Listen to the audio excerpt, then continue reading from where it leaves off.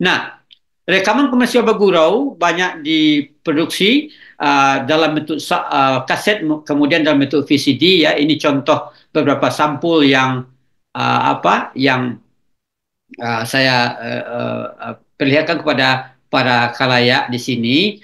Ya, dalam disertasi saya dalam satu section saya membicarakan the cover image of Minangkabau kaset MVCD ya. Jadi image gambaran cover ini saja bisa kita bicarakan banyak-banyak adik-adik para S3. Bisa kita bicarakan kenapa kata salung ini besar, kenapa ini perempuan ini memakai apa itu, laki-laki yang di bawah ini memakai jas modern ya. You can talk, you can discuss about the cultural representation, modernity dan traditionalism melalui cover image ya dari kaset-kaset ini. Nah, ini rekaman Dendang Pauh yang ada di pernah juga direkam oleh tim dari Smithsonian Institution di Amerika oleh Bapak Philip Yampolsky, itu Night Music of West Sumatra, musik-musik malam dari Sumatera Barat ya. Dan sama seperti tadi yang diceritakan Bu Megan tentang Rabab Pesisir Selatan, Dendang Pauh adalah pertunjukan yang very audience oriented. Siapapun kalau Pak Sainul ikut berdendang ini pasti disentil oleh tukang dendang pauhnya ya, dan dimasukkan ke dalam narasi kabarnya. Kabar-kabarnya selalu seperti Rebab Pesisir selalu bercerita mengenai perantauan lelaki Minangkabau yang sepi, yang rindu kepada tunangannya di kampung, atau seorang laki-laki Minangkabau yang pergi merantau dalam keadaan sengsara kemudian sukses ya. Ini bisa didiskusikan lebih lanjut ya dalam konteks representasi dari Minangkabau culture, dalam hal ini merantau dalam kabar-kabar Dendang Pauh dan Rebab Pesisir ini. Nah, ini rekaman komersial Indang. Sorry, maaf salah ketik sedikit. Rekaman komersial Indang. Ini non kabar bersilat lidah ya.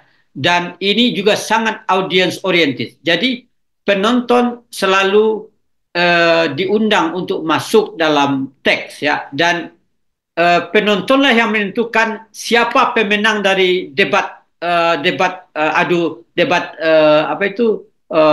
kungfu mulut ini. Jadi penonton yang menentukan dengan tepuk tangannya yang besar kepada satu grup. Satu pertunjukan Indang itu terdiri dari tiga grup yang disebut sandiang. Satu grup adalah sebagai janang, sebagai tuan rumah, dan dua grup adalah tamu.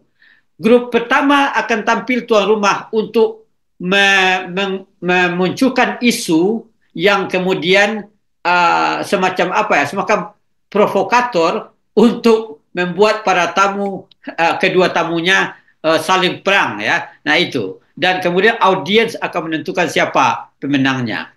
Nah, pertunjukan Indang yang sebenarnya diadakan di Laga-Laga, itu sebuah bangunan dari berlantai bambu yang ditaruh di lapangan ya, dan pertunjukan lengkap adalah 21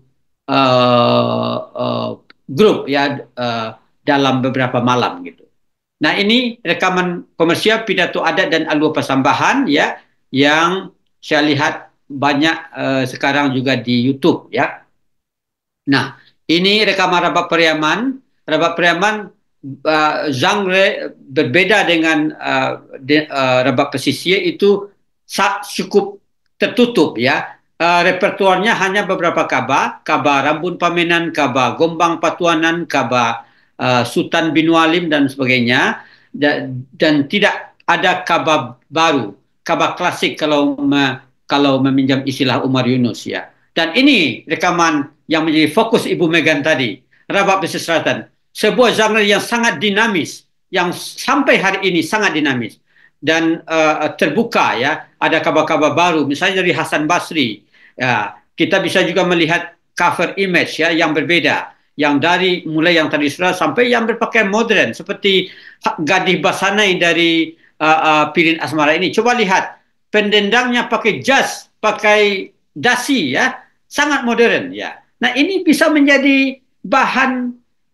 pembicaraan sendiri adik-adik mahasiswa S3 you collect the cover image apa itu kaset-kaset Madihin atau apapun yang ada di Kalimantan Selatan dan bicarakan kenapa dia tampil begini, kenapa tampil begini. Coba cari satu artikel dari seorang tentang kaset-kaset tradisi lisan di Korea ya. No, maaf di Thailand. Nanti saya infokan kepada Pak Zainul. Mungkin itu bisa menjadi bahan inspirasi Pak Zainul untuk dibaca oleh mahasiswa kita S3 ya. Nah, ini Randai teater yang juga direkam dalam berbagai bentuk ya. Terutama dalam bentuk VCD karena Randai menyampaikan aspek visual ya. Dan ini selawat dulang ya yang bersifat agamis saya katakan tadi muncul dalam bentuk kaset dan juga CD bahkan dalam bentuk VCD. Nah ini yang terakhir si Jobang ya, yang pernah direkam dalam kaset. Nah si Jobang ini agak moribun sekarang ibu bapak sekalian, agak karena dia tidak bisa beradaptasi dengan keadaan modern karena ceritanya itu hanya satu, tukang si Jobang itu sedikit makin sedikit sekarang. Ini penting seperti kata Bu Megan tadi. Saya kira bagi kawan-kawan di UNAN misalnya untuk membuat rekaman selengkap-lengkapnya seperti kata Bu Megan tadi, baik dari segi etnomusikologi, dari segi sastralisan, sehingga kalau suatu saat genre ini punah masih bisa kita rekonstruksi ya. Nah, jadi apa efek mediasi perekaman itu dengan tujuan komersial itu? Nah, ini saya masuk kepada diskusi yang lebih mendalam. Yang pertama, dari segi struktur itu rekaman-rekaman itu berbeda dari nature performance ya. Maksud saya pertunjukan yang real di lapangan ya. Jadi kebanyakan rekaman ini dibuat di studio kan, di studio. Nah, dan dengan demikian studio barangkali dalam satu sisi kebanyakan itu memisahkan real audience dengan penampil kan. Jadi tidak ada real audience. Nah, kembali ke diktum Lord, kalau penampil dipisahkan dari audience itu akan berpengaruh kepada reaksi antara keduanya karena tidak ada lagi disconnect dan berpengaruh kepada struktur teks. Nah, Nigel Philip almarhum pernah membandingkan pertunjukan Dendang Pau, Rabat Pesisir dan Dendang Pau Bu Megan yang direkam di studio dengan yang direkam di lapangan. Itu sangat berbeda.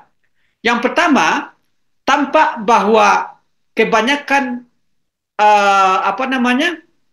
paralelism dalam pertunjukan real di lapangan itu banyak dipotong, banyak berkurang dalam teks yang dipertunjukkan di studio. Kenapa? Paralelism itu sangat connect itu dengan pengaruh audiens juga, tapi juga ketersediaan waktu. Kita tahu bahwa kalau direkam di studio itu waktu terbatas dan biasanya performer diinstruksikan untuk membuat pertunjukan 2 jam atau 3 jam misalnya. Nah, dalam kasus banyak rekaman tradisi lisan Minang oleh perusahaan rekaman daerah Sumatera Barat itu ada sampai 20 kaset ya, 20 kaset bersambung. Tapi walau bagaimanapun ruang kaset itu memberi pengaruh kepada performer ya. Nah, oleh karena itu dalam banyak rekaman yang dalam kaset atau dalam VCD itu muncul lirik, muncul lines yang sebenarnya tidak ada dalam rekaman dalam pertunjukan alami, dalam pertunjukan di lapangan, yaitu penampil selalu mengingatkan melalui satu pantun. Saya lupa di sini menyebutkan, tapi di makalah ada bahwa we will finish this cassette and we will move to next cassette. Jadi itu akan muncul. Kita cukup di kaset Iko, kita sambung kaset keempat misalnya. Kita sambung ke kaset keempat. Nah, ini selalu diberitahu. Jadi ini penting kalau ada di antara adik-adik mahasiswa kita S3 yang mau membandingkan Madihin yang ada di lapangan dengan Madihin yang sudah dikomersikan misalnya. Kalau ada, saya tidak tahu Pak Seno, yang sudah dikomersikan oleh rekaman daerah di Kalimantan misalnya. Nah, ini penting. Nah, yang kedua adalah adanya anakronisme. Yang saya maksud di sini adalah terutama dalam VCD ya. Karena apa? Banyak kabar misalnya menampilkan video klip, tapi kabar itu sebenarnya dari abad ke-19 misalnya atau awal abad ke-20. Tapi video klipnya adalah mengenai pasar Surantiah 2 bulan yang lalu, Bu Megan, ya, atau pasar Padang, Kota Padang, Pasar Raya Padang sebulan yang lalu. Ini kan anachronism.